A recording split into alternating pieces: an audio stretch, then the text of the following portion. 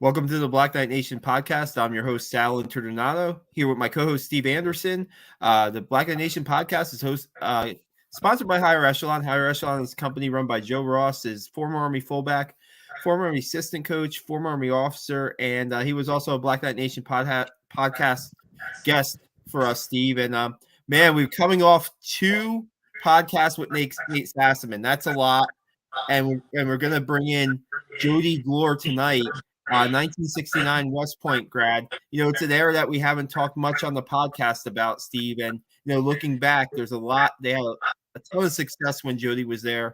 So, Jodie, we thank you for hopping on tonight. Well, I appreciate it. It's fun to be here and be with people that love Army football as much as we do. Yeah, Jodie, I really appreciate it, coming all the way from Naples, Florida. Beautiful area, and look forward to hearing from you tonight, and just hearing about that era. Like Sal said, this podcast, all we want to do is bring all the generations of Army football together, and it starts with guys like you. I think our oldest is Pete Dawkins, right, Sal? Yeah, that's our oldest. That's our oldest. So yeah. Pete's brought it from the 50s, and now I think you and one other person from the 60s. So really looking forward to hearing about the culture, the coaching, the camaraderie, what you guys did back then to dial in. Really looking forward to it. So thanks, and look forward to it, Jodie. Great, thank you. You make it interesting because Pete Dawkins. Guess who our officer representative was for 2 years? Pete Dawkins. Yeah, wow. Not a bad guy to have around, Jodie. Not a bad guy. And lived down here in Naples for a while too. He's just moved over to the other side, but it really was great. We started in 1965, went through 69. We were 8-2, 8-2, 7-3 as a class. Freshmen, we couldn't play freshman ball. The 2 losses the sophomore year were to Notre Dame, at Notre Dame, and Tennessee at Tennessee. We won all the rest. The second year we lost to Navy and Duke in the last second, and we were ranked 5th or 7th in the country till we got beat there. And then senior year we were 7-3. We lost one we shouldn't have to Vanderbilt. Then we lost 7-3 to Missouri, which ended up being number 5 in the country.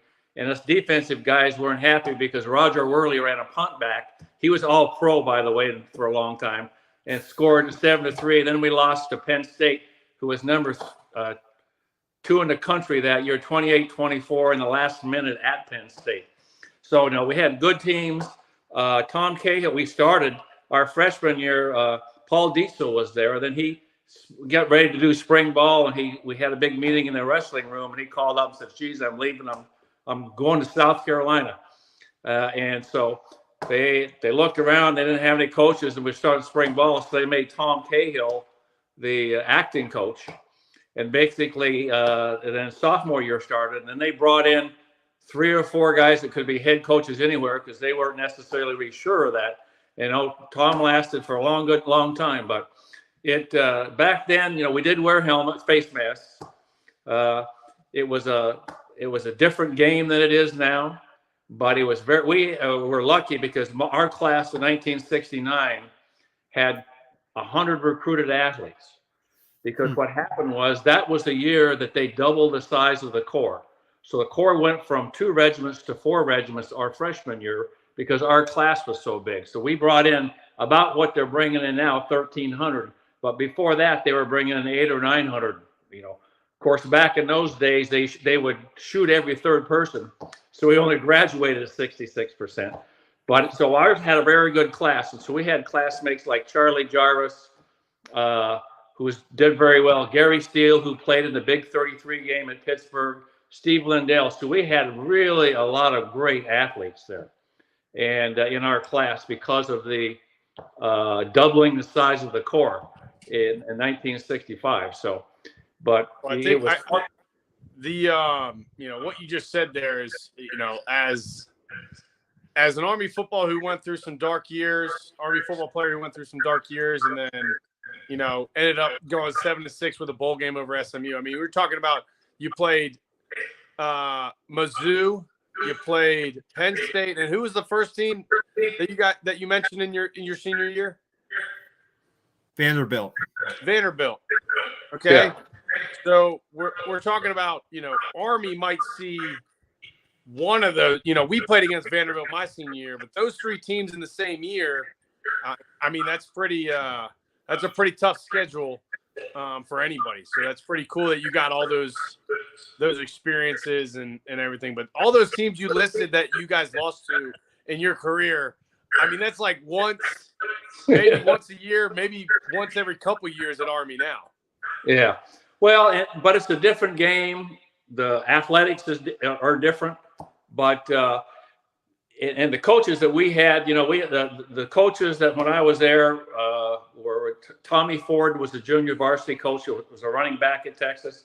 Bill Parcells was our defensive line coach, and I still remember him the last 2 years saying, "This guy's going to go somewhere," because he was a special coach. John Makovic, who coached at Illinois, and there's so many others. There's a couple of guys that were also major college coaches. But we had great coaches. Bob Mishak, who was an All-American linebacker at Penn State, came there. And so we just so happened that we were there during the Vietnam War, 66, 67, 68. A lot of guys were getting out of college and had a couple of choices, You can join the Army or go to Vietnam or come and coach. So we also had the real good coaches across the board. I know a lot of people don't know Arthur Ashe was a coach there, tennis coach there for a while. So we had the opportunity, particularly with coaches, and I'll never forget. I mean, that's as good a coaches as I've ever seen that did better. I mean, that moved on and did other things in life. And Steve Yarnell, who was my class, defensive tackle at 188, ended up going to one of the All-Star games. With Bill Parcells was his coach, was his mentor. Steve ended up going to the FBI for 21 years, retired, and he was I don't know if you ever saw Parcells back in the day, but Yarnell was a security guy at the New York Jets and the Giants. So it's really, but we've been a fairly tight-knit group that stayed together fairly well. We're all members of a lot of us still go to the Army football, Letterman's golf tournament and all that. So it was a different time. It wasn't better, worse. It was just different. The kids now, it's much more difficult to do the kind of things because we were really cloistered quite a bit and there was nowhere to go, except to practice and all that. So it was an interesting time, a great time, and just privileged to be a part of it. The other linebacker is a guy named Kenny Johnson, who was first team All-American. And I always would kid Kenny and said, Kenny, the only reason you're getting free and blocked is because they're all blocking me every time and all that. But no, we really had some real superstars. I mean, he was first team All-American. He got to go to the Bob Hope show when they introduced all the guys, and it was O.J. Simpson and all those kind of guys. So we had some really special guys, but you could not tell. No one was different. No one was special. We were just all in it for a team. And we used to have, after every game, they'd have a little graveyard in front of the first, in front of the where the brigade headquarters, and they would put little tombstones up for every team we'd beat. And so we always had a contest to make sure that we had at least 8 tombstones up. No, I've heard about the tombstones, Jody, and we never did anything like that. I think by the time I got to West Point, I don't know, I was like at the tail end of like where it became real PC. So I think we probably could have got away with it. We had General Caslin was a commandant for us. Yeah. But man, just hearing some of those names, it's it's always so cool as a guy that loved Army football and really did live it every single day and just read about it and hearing you talk about some of the names that I've only seen on paper, right? I've only read about them, but never put a face to it. Never heard anybody really talk about them other than like, this guy was a great football. It's cool to hear like, some stories and stuff like that. So one question I got for you is you mentioned it, but I've got to know, you had a great OR in Pete Dawkins? I got to know if he was an intense OR, if he was a guy that, just gave you guys some mentorship, or was he like my OR was Major, now Colonel King. And I'll tell you what, I was scared the crap out of Colonel King when he was Major King as our OR. Pete was very good politically, but if you did something wrong, you're in deep kimchi. so it's and so I always used to kid him about that, because our junior year, we went and played SMU in the Cotton Bowl the night before the Texas-Oklahoma game. SMU that year had won the conference they were in the year before. They had Mike Livingston and another guy that both were pro football players. So we went there and played them, kicked the snot out of them, 24-6. And we all said, "Oh, great! Hey, it's down. We can go downtown to Dallas. It's all wait. It's the night before the Texas-Oklahoma game, and not a big deal." We got to see it in that game because our linebacker coach from the year before transferred and was the defensive coordinator for Oklahoma. The coach says, "No, you can't do that." And so Dawkins grabbed me and said, "Get on this bus with me." So we get in this bus and go up there, and I thought, "Oh, like, geez, what are we doing?" All of a sudden, I go to SMU, pull in front of some sororities, and these girls got on. And we're kind of I was engaged at the time, so I didn't like, but I said, "Well, this is interesting." So they brought us back. They took all the other team and put them in a room, and they were going to show them movies or something. And then they had a band hidden behind that, and they had a dance. So we got all the girls, they filed in, they opened up the thing. So we had a little party. So the coaches, they wouldn't let us go downtown, so they brought the party to us. That is taking care of your guys right there, because they did. Pete did a really good job of that. I'll tell you everyone, I tell you. I had a few guys on our team that would have found their way to that game if there was not an alternate choice, for sure. And ROR, Major King, now Colonel King, would have had our ass afterwards. But luckily, well, I remember you at your game, because I went to that game. That was one sponsored by Garrison when he was running Bell Helicopter. Did you know John Garrison? Yeah, that was the game, right? No, I remember I went to that game and watched you, and was very proud of how you guys won that one, because that was not an easy game. No, it was. It's funny because you just said your junior year you beat SMU. It took me to my senior year, but we got that in common. Won a bowl game against SMU, huh, Jody? That's right. Well, our junior year, we were Herbert said that got us an invitation to the Sugar Bowl. And what happened was, then it was like, okay, because we were supposed to play somebody, and then the Secretary of the Army said, "No, we're at war in Vietnam, therefore you can't go to the Sugar Bowl." So back in those days, long time ago, they used to have Sugar Bowls that were silver. So a group of guys weren't football players, but a group of guys that happened to be from the company I was in, and I had nothing to do with it, went and stole all the Sugar Bowls from the mess hall. So when we walked in the next day, and there was just the signs up that says, "No Sugar Bowl for the football team, no Sugar Bowl for the Corps. No Sugar Bowl for the Corps." Yeah, that actually is a good transition, Jody. How was the relationship between, we always hear from guys about it was a little different between the Corps and the football team, because things were just, the Army team got to, we traveled a lot, we got out of drill, all that kind of stuff. What was it back then when you guys were expected to win every Saturday? Was there any strain on the Corps, or were you guys one team, one fight through and through? No, I think it was pretty much, there's always going to be, it's always going to be a little bit back and forth. But back then, playing football, all that got you was to get to go to dinner, get to go to dinner late and give an all right when you're at the door. Like, I'm here and I can come in late. And that was about it. And they had the tables, so you went off tables as soon as the stuff was done. You went on tables for about a month. I don't know how you guys did on tables, but that was particularly for the football for football players. That's a big thing because they had all the meals were different, But no, it was, and they expected to win, and they did a good job of supporting. So there wasn't a really whole bunch. Everyone got to go to the games, so it's a little more kind of thumbs down on all around, kind of on everybody then. So life, you love to say it, but life sucks there as a cadet. It really is hard, and so everyone was kind of miserable together. But you bring up a good point, and I've seen a difference because I've had the opportunity because I taught there for 4 years when I was in the Army, just before I got out, and I was the OR of the football team. So guess who I sponsored as cadets?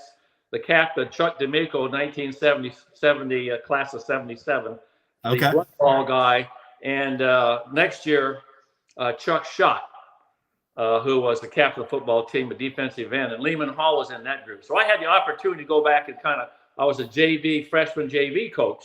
So I got to know a lot of those guys fairly well, in coaching. And then it was starting to be a little more complicated because they're trying to do some things and they weren't winning. To me, if you're winning, they all love you. If you're not winning, the whining starts. Yeah. Hey, Jodie, can I ask you just one question about I would go back to the Sugar Bowl and how you were supposed to, play in that game. Do you remember what the team's reaction to that was, or the players' reaction was to that when, you could have played in the Army's first bowl game, but were not allowed to? We weren't happy.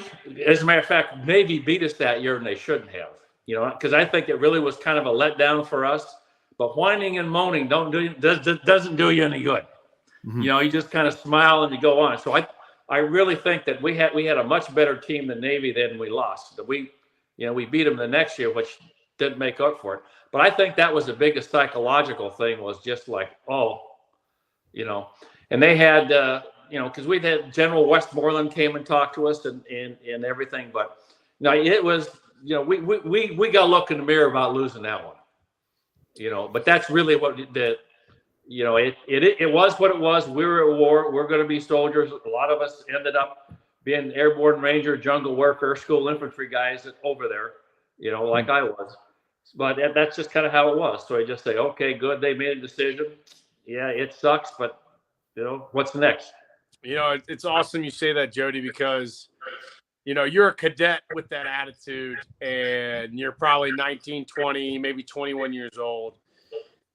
We fast forward to our 0-2 start season this year, and a reporter asked our captains of our football team, "Hey, so how are you guys handling this? Are you guys, how are you guys going to get over this and get to the third game?" And without a skip, they both said, "Doesn't do any good, worrying about it or caring about it. Like, we got to win the next game." And I think it's just, we're talking about, almost, 60-year difference here. And the same mentality is given to the Army football player. And that is why, I continue to say the best training I got at West Point was Army football, because that prepared me to be an infantry, airborne ranger, type of leader. And I think it's just so cool that that quote came out of your mouth, Jodie, because we heard the same thing out of our captains. Markwell Broughton this year, Tahir Tyler said it too. So it's just really cool to hear. And what are you going to do? Huge opportunities just taken away from you. What are you going to do? Well, you know what? We're gonna figure out something else, and we're going to go from there. But I tell you one thing that did really motivate us the next year. Oh, I imagine, because does that mean you ended that season with a Navy loss? Yep. Oh man, yeah. I can't imagine. And our best running back, 8-2 that year, Jodie. Pardon?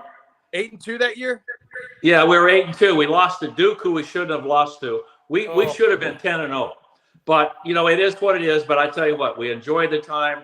The seniors, we were juniors. The seniors were good. Buddy Nestor got drafted by the Canadian Football League. In my class, there was 3 guys that got drafted. course, all it was like, good, are you done? Well, Yeah, I guess okay. I guess 5 years later, we'll see you, But well, Jody, I guess in a way, you all got drafted, right? Yeah, we all got well. It was funny. Our senior year, they had the big draft lottery for everybody who wasn't. So it was our senior. So we went and watched the draft, and we were chuckling because I got like 352nd. I would have been drafted 352nd out of 356. So probably. But we're all sitting there yucking it up about, oh look, you don't have but you got to have a sense of humor with people you really enjoy, because it is what it is. Like you said, you just got to keep going and make it better. And I will say one thing: I've had the opportunity after coaching there, then went out to civilian world, came back, and I spent probably from about 2003 to 2015 at West Point a lot. I was on the trustees and the board of directors, and I was chairman of the Alumni Association. So I got involved a lot with the fundraising and got to know a lot of the people and see everything. I saw you all the time, Sal, on the sidelines or going to practices and games when I would go up, because I would go to all the games and was involved with Raleigh Stitchway and forming the 501c3 for athletic department to become, so we wouldn't have to worry about the Army cutting the budget. So I would have been up there, but I will tell you one thing. We had great coaches, and I look at the coaching staff now. It makes a big difference when they do what they need to do. It really makes a big difference. And I'll say, I mean, and not, as a cadet, I don't really know how it was. And Jody, maybe we could talk about this offline, but you don't really know all the ins and outs as a player and as a cadet of who's doing what donors think, where all the hands are in the pots and everything. But you really do feel like since Monken has taken over the helm and we've been winning consistently, every single person that has a hand in Army football is on the same page. And whoever is feeding that beast, or whoever is really the team or the individual that's shown us the way for that. And I want to believe it's Coach Monken, because he knows the team best, but it takes so much more people, especially at West Point, to just make it, continue. I mean, winning at West Point is hard. We talked about this with Nate. Winning at West Point is hard, especially now. Well, especially the past 25 years while we've been at war. Yeah, and you know that better than anybody, Jody. So I just think it's really cool that I always enjoy talking to Army football players that after their service they continue to serve, right? Yep. And that's really cool what you did and what you were a part of, and really you can say you handed off 2015, you handed off, and then we started winning, right? Like you're like, hey, these are the keys. Do it this way, and we can keep going, right? Well, you always got to have, and so that's why, as a matter of fact, I told Dick Dowk and kind of those guys, hey, look, you guys got to start doing some stuff, because because I was probably up there 12 times a year doing this stuff, but they were a good combination of folks. You got a good athletic director, you had some good soups, at the end, kind of doing some kind of things, and they got a good coach. And I've been so impressed, because I always used to tell people, go watch football practice, and that'll tell you what kind of team it is. Yeah. Oh yeah. And I go watch Monken. I go watch Monken's practice and said, that's how you practice. Yeah. Jody, before we kind of cut to your professional career in the Army, what can you tell us about some of the games you remember the most, or some of the series or memories or plays you had that just will always stick in your mind throughout the years? I had two. One's a good one and one's a bad one. The bad one was in the Penn State game. I missed an interception by about that far. If I could have got that, we would have won the game. Okay, I wake up every night and say, you move your feet, stupid. So that's a lot of nights, there. Jody. That's a lot of nights. That one there is. But anyway, the one I remember the best was our last game. Kenny, who was a first-team All-American linebacker, got hurt, so I had to call the signals all the second half, and I was going, gee, boy, I'm not used to doing this, but I did it. Well, we were ahead 21-14, and it was Navy was 4th and 7. Yeah, I was supposed to blitz. I went in blitz, got caught, and I said, "Oh, I'm not going to get to him." So I ran back, and they passed it to a guy, and the defensive back had his kind of hand on him. His guys get ready to go, and I smacked him backwards. It was 4th and 9, and they gained 8. So they turned the ball over, and that was the game. So that's the only in terms of it. I just remember that, and it was funny because I said, "Oh God, the coach is going to yell at me because it's all a blitz," you know." And he went and said, "Jodie, good reaction to that your blitz. So glad you got back and got, you know, that was about as good as it'll get, you know." Jodie, we used to our coaches used to say whenever you had a terrible setup, whatever, but it ended up being good, they used to call it a minus plus play, right? So yeah, very who you said that was against Navy, right? Yeah, my last game of college football, 17 degrees. It was so cold, you know, and the showers was JFK. The showers were bad. It hadn't done anything to the stadium, and it was kind of like, oh boy, this is really wonderful. I'm sure glad we're playing here with those facilities, but really no, showing the respect. It was a tough day. Yeah. There, huh? Yeah. Yeah. That was your last play. Was that your last college play or no? Yeah, that was the last football college play. Yep, absolutely. Wow. I played. Go ahead. No, go ahead, Jodie. No, I was just going to say I played a year in Germany because I had to. They had division football teams in Germany, and I went over and I was learning the infantry and I was doing all this. I was in the 3rd Infantry Division, and a couple of my classmates who were 150 football players were the coaches, and they wanted me to come play. And I said, no, I got a platoon. I'm doing this, not going to do it. Finally, one day, and I told my battalion commander, I'm not going to do this. And he said, okay. Then he left, and we got a new one come in. And he called me to over to his office about a week later. Said, "Hey, come see me." So I went over there, and I saw that the general's helicopter was sat down. So I walked in his office and said, "Hey, how you?"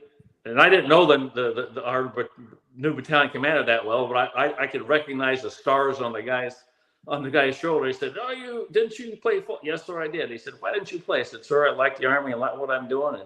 And the general looked at the 2-star, looked at me and said, "Well, you know, the helicopters are here. You're going to come back with me, and we'll fly you back. But you're going to play Army football. I mean, you're going to play football." I said, "Geez." So I was lucky, though, because I don't want to tell you the whole story, but it's a long story. But that was one of the better things I did. But anyway, it's funny because we end up getting beat in the semifinals by Steve Lindell's team, our quarterback. Kenny Johnson played. So all the football players who were in Europe were playing football because they kind of made us. But what happened was, and so we got 2nd or 3rd, and I think Lindell's team won it. You know, the team with a quarterback that can run and pass usually is going to do well and kind of semi-pro. So many play again. But anyway, Lindell stayed on. I went to Vietnam quickly. I 1049 and got to Vietnam. Lindell was still there, and they had such a hubbub because he was a captain then, and because you could make captain 2 years then. They're shooting all the lieutenants, so it's pretty good to be a captain. So Lindell was going to be a company commander. They had a big fight all over Europe about who was going to give him a company command so he could play football on their team. And the guy that ran Europe said, "No, never mind," and stopped football. Yeah. So that's our year was 70. It was the last year they played division football there. That's interesting. Wow. Because they're arguing for a quarterback. What do you remember you probably do, Jodie, but what actual unit were you in 3rd ID? I was there from 70 to about February of 71, about 1970, Schweinfurt, Germany. Yeah, but what unit? What was the battalion? 2nd to 30th Infantry. Okay, 230. Okay, I started my career in 164 Armor, which is 3rd ID as well. Yeah, there are 2 different concerns there. Yeah, that's right. And you were there in Schweinfurt, weren't you? No. We did a rotation over there. Yes. So we did a rotation over in Grafenwehr and Hohenfels and stuff like that. But okay, yeah. I was down in Savannah. Fort Stewart is where I was stationed, though. Yeah, maybe Jody, you were talking about the transition. You go play football in Germany, and then you move on to Vietnam, and maybe you could share with us just when you're out there during wartime, right? How much does your time as an Army football player and what you learned at West Point help you through some of that stuff, some of that tough stuff out there? Well, one thing is you really learn about it. People really don't understand it because they think when you're an officer, you just tell people what to do and all that stuff. Real life doesn't work like that. You know, when you're out in the jungle and all this other kind of stuff, you really got to listen to your people. You really got to make sure that you have good ones. You're doing the best they can. And if they can't cut it, they got to go do something else. And even if that's me, that's what I would expect. If I can't do that job, get my behind out of here because I'm responsible for the lives of all these people. And so are we. So it really is more of a teamwork, guys. How do we do it? Here's what we're going to do, and here's why we're going to do it. You know, we basically, most of the time, I was the northernmost infantry company commander. I was in the 101st Airborne. I was up near where Quai Son was. Whoa, Jody, hold up. You commanded in the 101st? Yeah, infantry. Yeah, A Company, 1st to 506. All right. I also commanded in the 101st. So not only did we do our lieutenant time. I knew I liked you. Yeah. Not only were we Army linebackers, okay, we were lieutenants in 3rd ID, and we were company commanders in the 101st. That's what I'm talking about, Jody. That's right. Were you at Campbell? Yeah, yes, sir. Yep. Quite good. I was in the Rakistan 3187 infantry. Do you notice that the 1st to 506 or whatever the Red Battalion was, they had this kind of memorial out there, the Vietnam Memorial? Yes, for their 100%. killed in Vietnam. I was the one that did that. That was my company. Wow. That did that. Yeah, these guys wanted to do it, my guys, and they were there. And I said, great. And I said, okay. What do you need? Well, we need about good. I'll do the fundraising for it. Yeah. Well, you guys, Red Curry. Yep. Yep. Oh yeah. Well, we didn't call it that, but that's what we were. But right. they liked the idea so much that they basically we had our thing in the morning because it was really celebrating all of our friends that had been killed in Vietnam. They liked the idea of the 101st so much that they started the thing for the people, you know, in the wars that you were involved with, you know, where they would bring, and that was a tearjerkers. Ours was one thing, but then when they had the mothers and the daughters and the kids of the other ones there, it was very emotional. But not to get off topic, but my unit did a 50th anniversary of Hamburger Hill. And which was right after you got, it was right before you got there, right, Jody? Yep. And what my battalion did was we raised money and we were able to bring a bunch of those veterans over back to Hamburger Hill and walk them up the hill with veterans from the Vietnam Army at the same time. And the outpour from the wives, the mothers, and the sisters and siblings. After that trip, they said the PTSD was gone. Yeah, it was like the emotion and everything that was left from all those veterans up on that hill with guys they fought with, and then were holding their hand up the hill. 50 years later. Really powerful stuff. So memorials are absolutely so crucial to our veterans and to the families, especially. That's really cool. You got back and you said, you know what, we're gonna build this. And it still stands today, Jody. With their position. And as a matter of fact, I think the brigade commander was the guy that taught at West Point a couple of times. I can't remember his last name, Ron something other, but I think he's a 2 or 3 star general now. But it is special, and like you said, when you're in combat, and we had it easy. A lot of people don't understand it. I said where I was way out there by Quai Son. One place fire base I was at, I could see a helicopter was shot down in Chinook. It was still out there because we're in the middle of nowhere. And it's very, very difficult. But if we saw anybody, we shot them. See, there was no villages. We didn't have to worry about that. We had to usually spend a year, if not 2 years. We only did 1 year in my class. Some of the other guys ahead of us did 2 years. You look at what your generation, the current generation, is going through. 4, 5, 6 ties and people do not understand. They don't understand why the PTSD and stuff, because God bless everybody that's been in the military the last 15, 20 years. People do not understand the amount of stuff that they've had to go through, because it's no fun. All these people say military. I said, well, you've never been shot at before. Getting shot at is not any fun. Anyway, enough of that. Yeah, Jody. Just to go off that point, I left command in 2021. So about last June, I left it. We got out of Afghanistan, 2 or 3 months later. But while I was in Campbell, I served with a guy that entered the Army in 2001 and retired in 2021. And his whole career was the global war on terror. Yeah. That was his career. It's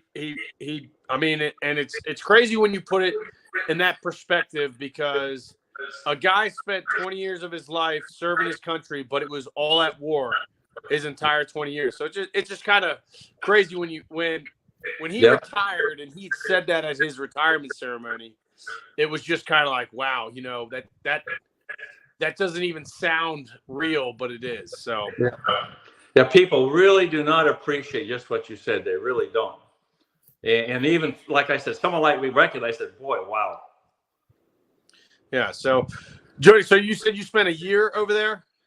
Yep. I was a company commander for 9 months. Then the unit stood down and went back to Campbell, but I stayed on as Brigade S3 for the last brigade, 101st, until they shut down, until my 12 months was up. And that was interesting because we did a lot of CC command and control north kind of dark stuff. So it was interesting, but glad to get back. Yeah. And then, so you got back, what was that, 72 now or 73? I got back in 72, went to Fort Benning for the advanced course. And I went to graduate school at Oregon, University of Oregon. I got accepted. I was going to go to Harvard Business School, but the darn Harvard University shut down ROTC. So they wouldn't so the Army said, okay, well, no one can go to Harvard Business School for a year or two. Oh, wow. A little chess there, huh? Okay, you're going to shut down ROTC. We're not going to send you people to go to your business school. Wow. Okay. So the funny part is, so I ended up going to Oregon. And so I go out to University of Oregon, which is a bit liberal in the business school, but there's about 10 or 15 of us. But it was funny because as soon as I got there, all the military guys kind of clumped together, and you had to be there for 2 years because that's the way the assignments worked at West Point. So it's like, well, I wouldn't invalidate as many things that I could. And I said, yeah, I can get out of here in a year. And they said, no, you got to stay there 2 years. So like, oh, okay. So I had to take some interesting course, cyber warfare and all that. Underwater basket weaving. No, I couldn't do that. I did go coach at one of the high schools. They recruited me, one of the guys, and Danny Ainge was a sophomore there. Oh, wow. Cool. Huh. You should have seen him play football. He was 6'3", about 125 pounds. He'd hit anything. Yeah. He could play. It's like, what a great athlete. But anyway, the last quickie. So the ROT, this is where Oregon was a fairly liberal school. They decided to, because the bombing in Cambodia, that they wanted to dig a symbolic bomb crater. So they went and saw the university president. He said, oh, okay, well, go ahead and dig it over by the JROTC building. Well, they had the Air Force ROTC building and the Army ROTC building right next to each other. Well, these wonderful civilians, went over and dug the crater on the Army's ROTC lot. I didn't want to bring it to them. It was the Air Force that was bombing Cambodia, dummies. Don't put it on. Anyway, civilians know what's going on more than we do, right? Yeah, it was so funny because they went back and had such a good time doing that. They went back and dug one on the university's president's lawn, and then he had them arrested. That's like, oh, okay, this is going to be a fun 2 years. Yeah. Now, did you just take like basically your master's on steroids, or were you able to get a second master's because you validated so much? No. I wanted to get a business degree. Well, I just got to take a lot more good courses. I took a lot of quantitative decision making stuff, which was part of what I ended up teaching back at West Point. So I want to kind of become a kind of a quant, and kind of a business guy. Because I didn't know anything. We didn't have, when we were at West Point, we had 4 electives, one each semester, junior and senior year. So that was it. So I really wanted to kind of I didn't understand what's a balance sheet. I don't understand any of this business stuff. So I wanted to make sure I did that. So when I went back and like I said, really enjoyed our 4 years at West Point, teaching and being involved with the football team and the judo team and other things. So it was really a great time. Now, is that what did you end up using? Now, I know you said you went back and coached taught and coached at West Point. Was that immediately after that assignment? Yeah, right after I finished graduate school. So, and I went back and I was there 3 years, and they were going to send me to Korea. And I said, well, I'm probably going to get out. And so I went and talked to the department head, said, hey, look, I'm probably going to get out. He said, well, why don't you stay here and teach another year? Because the way that they like to have teachers is because their faculty is based on how many people take their classes. Well, I can guarantee you I had most of the football players in my personal management class and some other stuff. So, Lehman Hall and Jim Gallagher, a lot of guys. So we had a lot of students. So we did real well. So I stayed a 4th year, and they were starting to think about how to change the curriculum. So they're going to try to get some more electives. So they want to have a management track like they have now and all this other stuff. Well, there's a big argument, 15 levels above my head, because I was just an old happy captain promotable there, that they were doing that. So they said about who's going to run management. Social sciences thought they should run it. Engineering thought they should run it. BSNL didn't know that, but I kept telling them we should run it. So they listened to me because they were looking at that. And so I ended up teaching quantitative decision making with the second command colonel of the engineering department and one of my classmates. So we had a good time. So we were actually team taught at that point in time till they sorted through all this. Now they've got 40, 42, 43 majors and all that. But back then they had maybe 2 or 3 more classes than we did. But it was a great place. Always enjoyed it. Still is a wonderful place going. First game I've gone to that last 3 years was last weekend at Vanderbilt.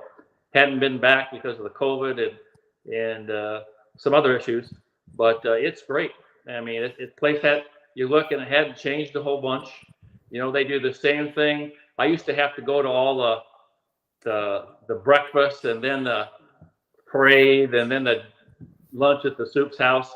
I quit going after I wasn't chairman anymore, and we didn't have some big donors, because I was also the co-chairman of our last fundraising campaign. Raised $420 million, but who's keeping track? They're starting to do it now, by the way. I just want to go ahead of the game and watch them when they go out and throw the balls around. And I just want to sit there and take it in. Yeah. So that's what I've been doing from now. I just take it in. I don't go to that stuff. I'll see them around the stadium or whatever. I'm in the low seats where I've always been, but I just enjoy watching. I'm gonna ask for your class on digits, Jody, because we could use some of that fundraising techniques, quantitative decision making for Black Knight Nation. Yeah, we could. Well, let me know. Give me a hold summertime. Where do you live, Steve? I live in Colorado. I'm stationed in Colorado Springs right now, Jody. Oh, that's too bad. Are you infected? Are you infected being so close to the Air Force guys? Oh my God, Jody! I think the worst thing is my kids play sports around here, and everybody's the little Air Force Falcons, and they wear Air Force Falcons jerseys, and I'm like, oh God, I can't even. I'll just pan. I'll have to pan the video or something. No, yeah. Steve, do you send your kids to school with the 50 jersey or no? Oh yeah, no. I got 2 boys, so they wear the 25 jersey. They wear a 25 jersey, baby. Oh, nice. They're half of me right now. I got 3 boys now, so I got to find, whatever 50 divided by 3 is. I don't know if that jersey exists, but yeah. I don't know if this is generational or not. I think it is, at least for some of mine, but I won't speak to yours. But some of the friends down here said, "Hey, how you doing?" Is it beat Navy and you hate Navy and Air Force? You guys really hate Navy? And I said, "No." He said, "I grew up said I hope Navy wins every game except one, and that's us." And I wish them that. Air Force, I hope the SOBs lose them all. No, that's Sal.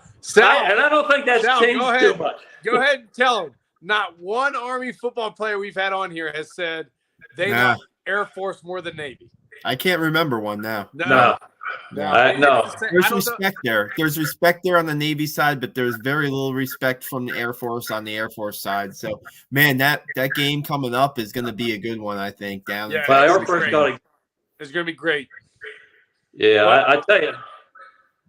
Yeah, it's going to be a great game. I'm out here in Colorado Springs. Last year, they moved it to Arlington. The first year was supposed to be there, so I was hoping to take my boys to an Army Air Force game. This year, it's neutral site. I'm leaving next year, Jody, and guess where it's at? Denver Stadium, 70 miles away. So it just sucks that the whole time I'm in Colorado Springs, I'm not going to be able to see an Army Air Force game in person. But the boys love watching the game at home with jerseys on.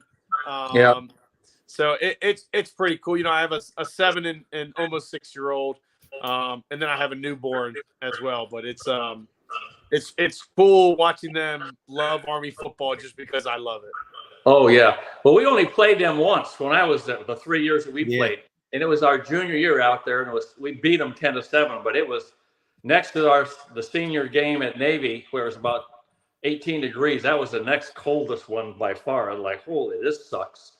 And I can see why they got an advantage. It's like because we didn't have any of that great thinking stuff of breathing ahead of time or whatever you do to get ready to play out there. We just kind of like show up and smile, and away you go. Yeah, they were like, "You're going to be breathing in Vietnam in 2 years. You'll be fine." Yeah. Now, Jody. So, after you established that management track, did you still get out, or did you continue to serve? No, I got it. That was my last year. Okay. Now, I did continue to serve. I'm saying that tongue in cheek because I stayed in the reserve because they said, "Hey, look, we like you. Can you be a Mob Des?" I said, "Well, what's a Mob Des?" Well, they come back and teach. You're in the reserves, but if the balloon goes up, you come back here and teach. Yeah. Okay, so you mean all I have to do is just come here for 2 weeks a year, and that's it. That's it. Okay, good. So I was a company mate of mine. Him and his wife, both West Point grads. They do the same thing. So they're reservists.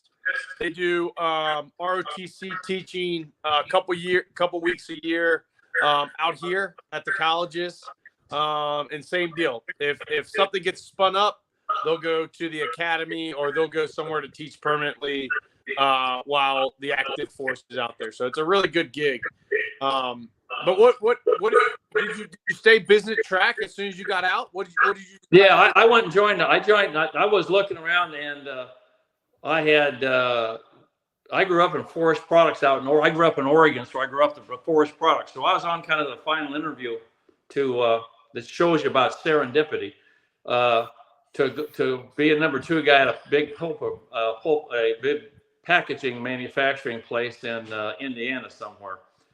And just so happened that since I was getting out, they had me sponsor this Fran and Tim Hall. He came in as a visiting professor.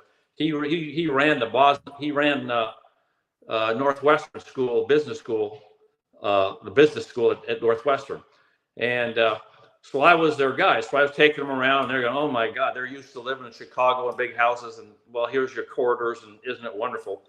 But anyway, I said, "Well, what are you going to do?" I said, "Well, I'm getting out of service." They said, "Well, have you ever heard of Alan Bradley?" I said, "Well, no, not really." They said, "Well, here, let's call someone and you at least ought to go see him." So I scheduled a visit with them on the way out to see this other one.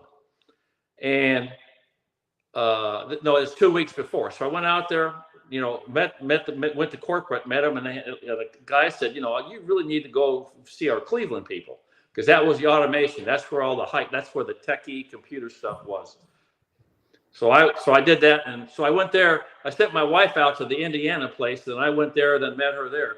Went back there, and wife says, "I don't care what's going on in Cleveland, but we're not moving to this other place." So I said, "Oh, that's a good, easy job decision." So I stayed there, and just so happened the guy that hired me ended up being president, and I ended up, replacing him about 20 years later as president. Was in the meantime, Rockwell bought Allen Bradley. So I was with them at that turnover. I went on vacation for 7 years and joined a company called Squirt Eve, which was also in electronics. And then Allen Bradley hired me back to run their biggest group, the one that I had been 5 years in, because I knew the people and they weren't doing real well. So we turned that around, and then I became president. And I made it about $1 million, about $1.4 million. I left is about $4.5 billion. So it was a good company. I loved it. I traveled so much, so we did business in 80 countries, and it was all. You've seen the automation in plants. We basically make the controls for them. We don't make the machines that do the card welding or all that stuff, but we make the controls and the timing. So we do all the coordination and talking to their computers and making sure the plants run time. The bottling lines that run 200 bottles a minute, make sure all that. So that's the kind of business that's automation. And now it's about $6 billion. So it was a great place to work, great people. Again, same thing about people, as an engineering and marketing culture, took care of their people. The sales guys there wouldn't see a customer for a year. So we had to train them so much in terms of how to do. So it was a very, very good culture fit. Yeah. It really was. I really enjoyed it, and they've done very well. And so that, and I had a good guy that worked for me the first time. Then after I came back from vacation, I was running the group that my old boss was in. He decided to retire. Retired. About 4 months later, he fell off his bike. His wife called. He was an issue, so we flew him to Mayo Clinic. He had brain cancer and died. And I said, you know what? I'm not going to do that. So I did that for 6 years. Got lured away to another high-tech startup. You ever heard of the people that make zip drives? You wouldn't know. That's way before your time. We still use zip drives. Well, I ran that for about 7 months until I got there and looked at it and said, guys, we better sell it now because it's going to go down. But anyway, so I had done enough, and they didn't, and it did go down. But anyway, so I said, so I was about 52, so I retired down here. I was sat on a lot of boards, BF Goodrich, a lot of boards around, and did that for about 4 or 5 years. And my wife says, hon, I'm not your secretary. You got to do this. You got to spend some time. So it took me a while to kind of meld down. And that's what West Point was a real pleasure, because the dean came down here and talked. The society was new. And I knew the dean because I knew a lot of those people at that age, were kind of the age group that I was at, kind of 67, 68, 69. And so that's how I got involved back with West Point. The dean was a year ahead of me. Buster Hagenbach and Bill Lennox were both 71, so I knew them real well. So I knew that crowd pretty well, and so I enjoyed going back and touching base with it, and that's what makes it special, because you really are different people. I still see Chuck Schott and D'Amico, the guys that I sponsored. The football guys at the games that we kind of all get kind of together in that, and it's a great. It's difficult to explain to people.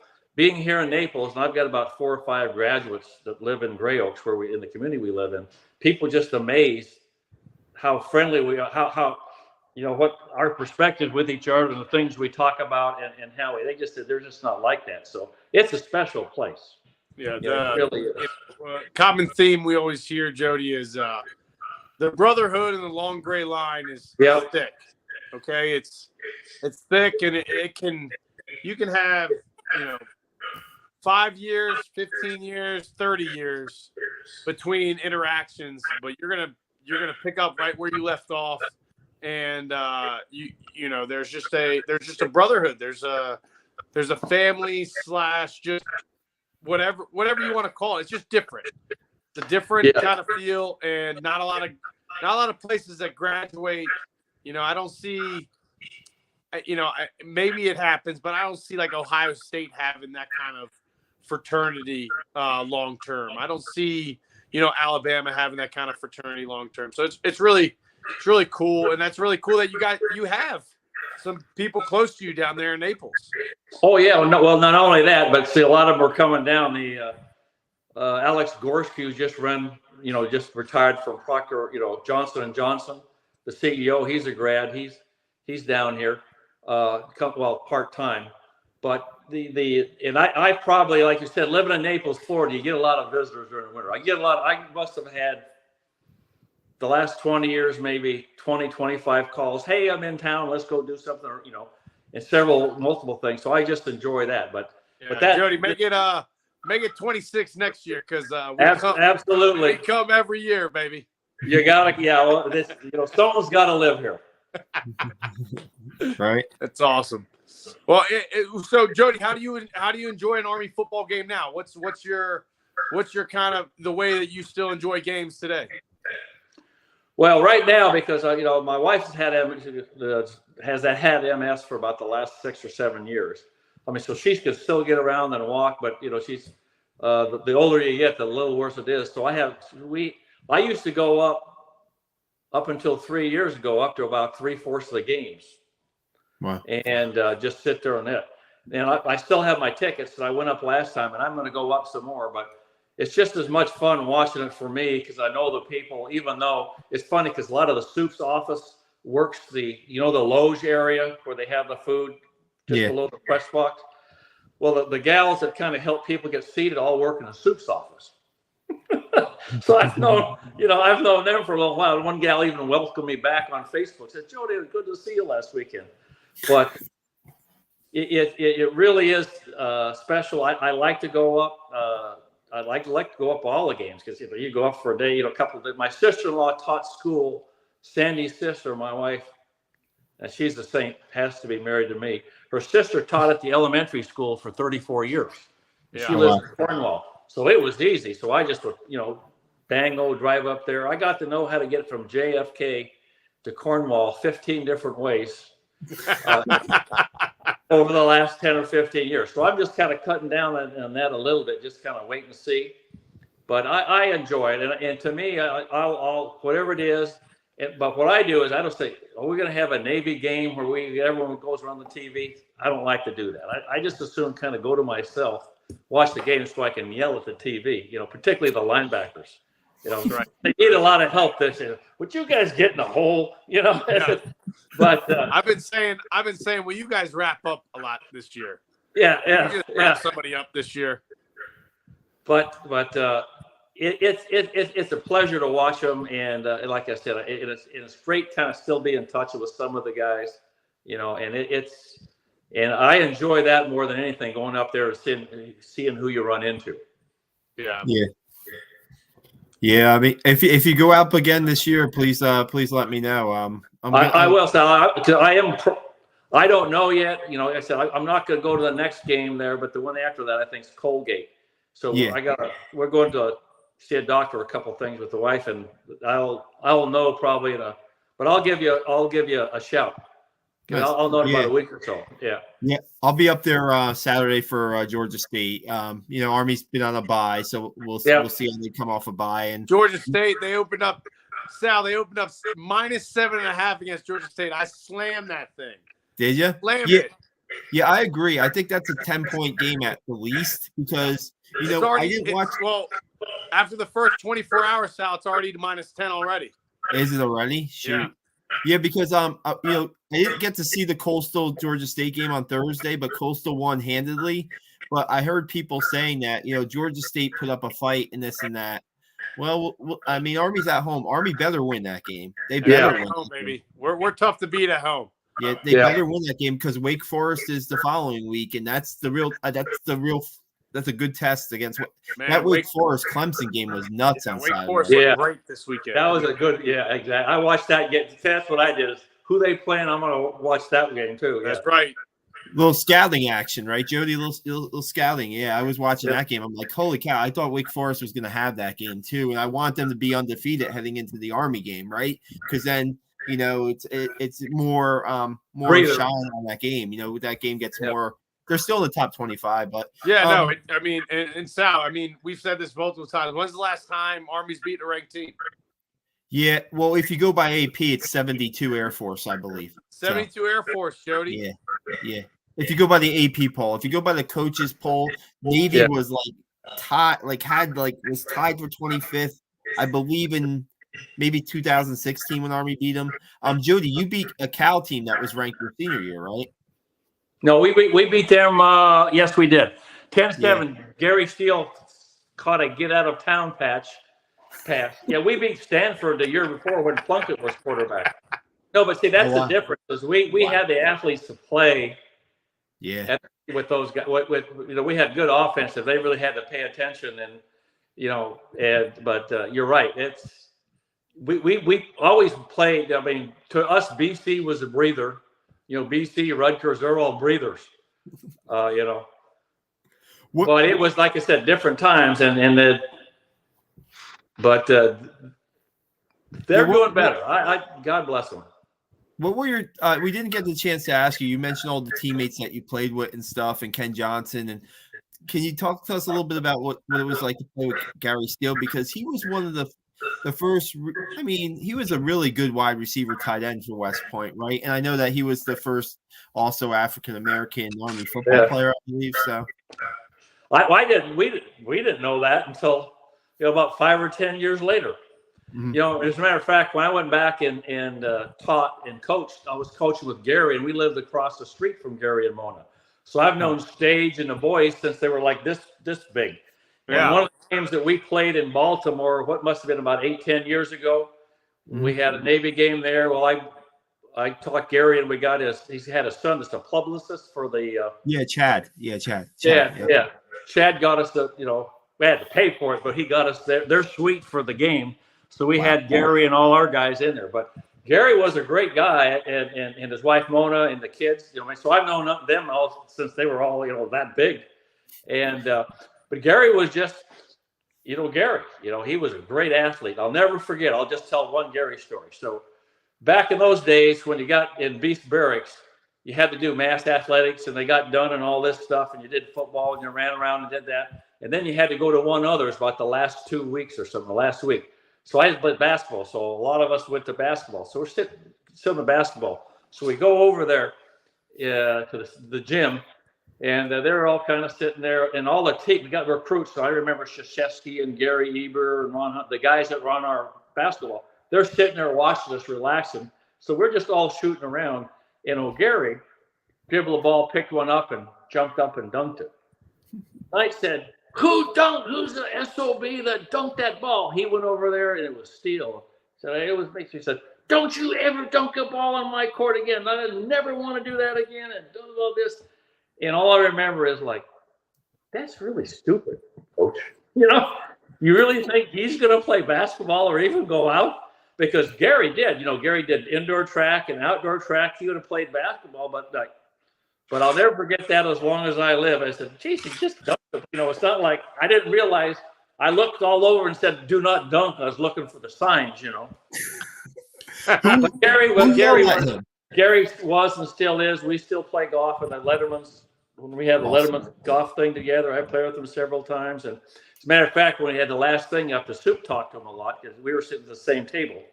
And because I guess he has a daughter that's thinking about journalism, so he's trying to get the inside on Sage. So I didn't want to listen to that. But Gary's always been there. Gary did a wonderful job in coaching. Gary's always calm, always collected, been through some issues in his life because it's all not like West Point. So we had to deal with some real, kind of racial issues with the thing with his family and all that stuff. But he's always gummy. We just used to call him Gummy. He's always gummy. Just like Steve Yarnell, the guy we called him Pinky because he dislocated his finger. And it's still to this day.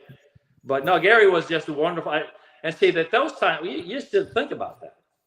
Where we were, we just never thought about any of that. Yeah. Honest to God, we did not know he was the first black letterman. I don't think anyone ever mentioned it back then when we were here. Yeah. Hey, just a quick question. When you said he got yelled at for dunking, that was by the basketball coach for Army, or was this that by who yelled at him? Do you remember? Bobby Knight. Yeah. Oh, Of okay. course. That's what I thought you said. Yeah. Oh yeah. Yeah. Never a doubt. No, Never. that doesn't sound like Coach Knight. He wouldn't be yelling at players and stuff. No. We would have to practice down in the field house back. It was dirt. You wouldn't realize that, Stephen, but it used to be dirt down there, and they just had the basketball court, and they didn't have the track around it. So if it really was bad weather and it had to be like really bad, we'd go in there and practice. But that's a lot of fun practicing in the dirt and cleats.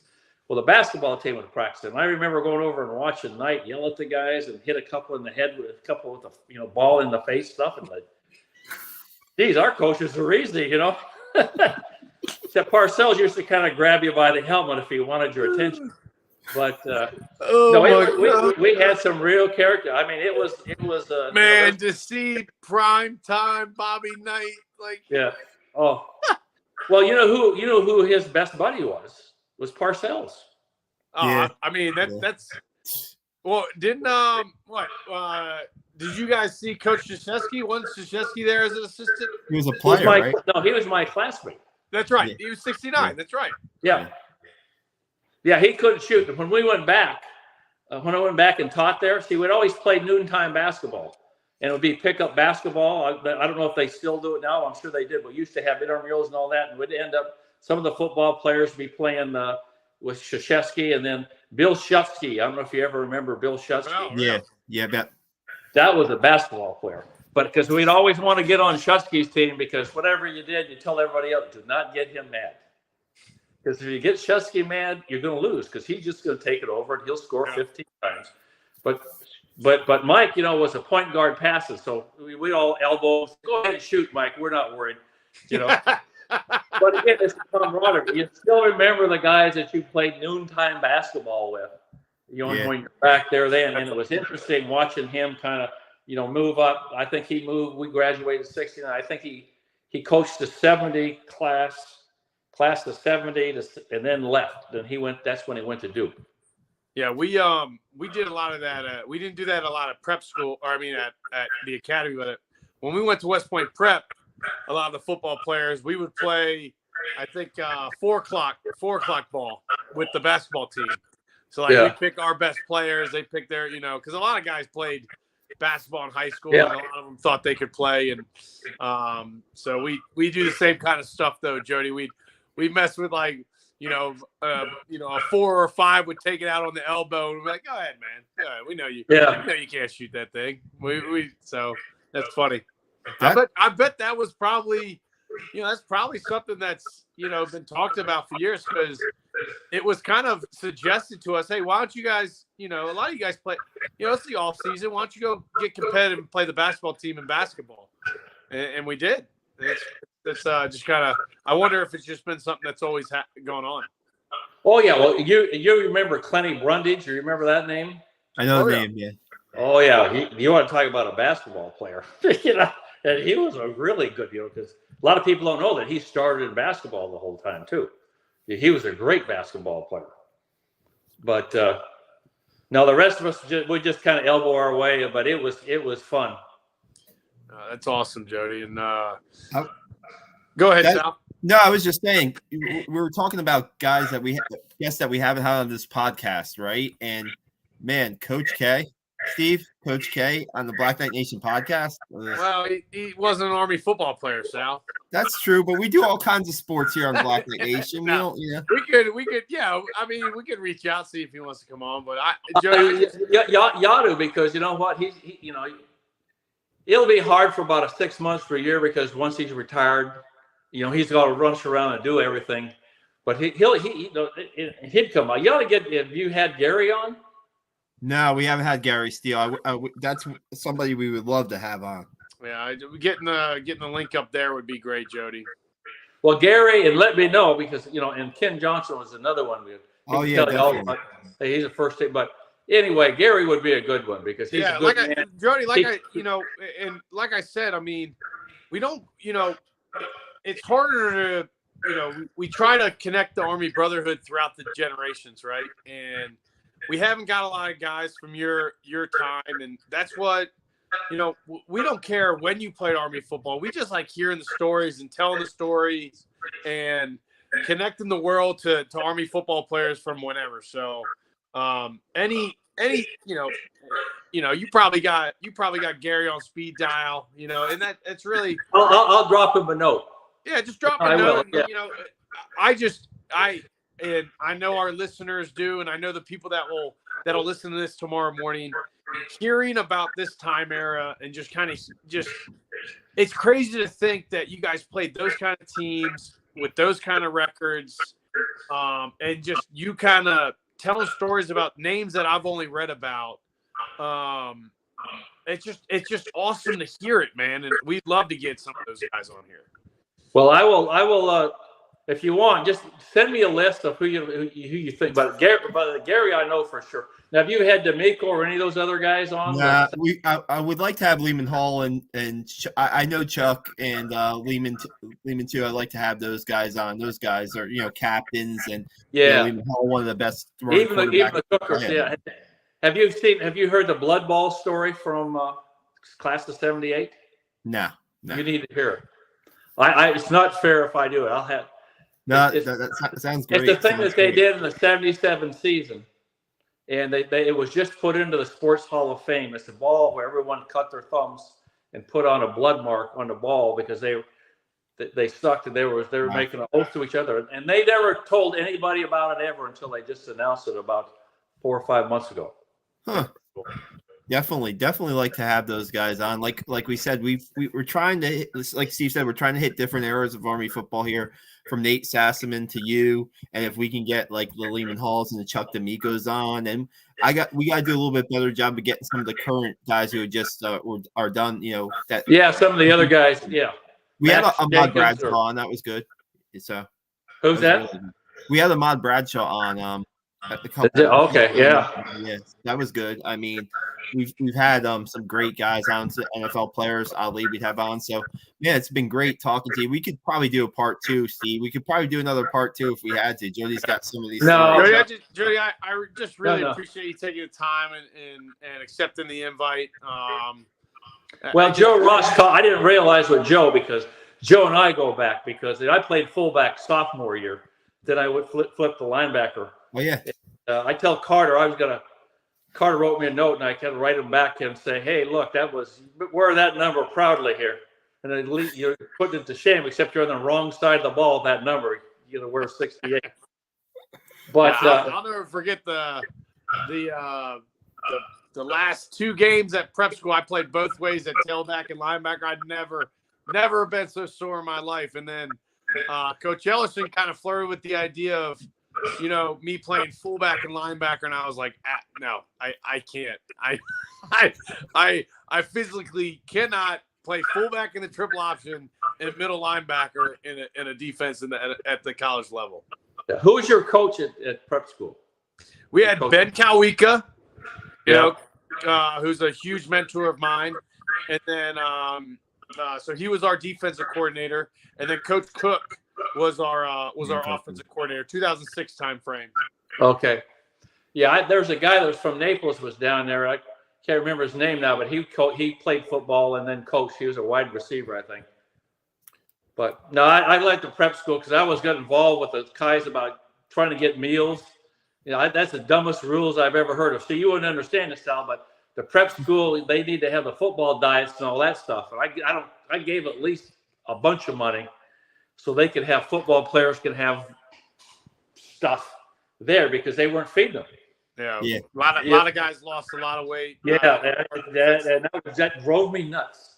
Yeah, a lot of our defensive linemen and offensive linemen lost a lot of weight. I came in at about 235, and I think our first game, and I did the same thing at Army though too, where I came in about 235 to start the basic training at prep and cadet basic training, and I played my first game at about 206.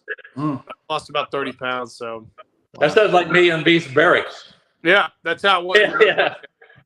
So, Joe, I just really appreciate it, man. I'm glad we got to connect, and I look forward to linking up with you when I head down to Florida, and I'm going to make the golf outing next year, so we'll link up there. All right, super. At West Point, and it's just just awesome to hear that story and those stories that you told. And thanks for coming on. Well, I love Army football. Always loved you, Sal. Steve, I enjoyed watching you play. It was a pleasure. You're as good as I wish I would have been. Anyway, guys, thank you very much. Thanks a lot, Jody. Beat Georgia State. Hoorah.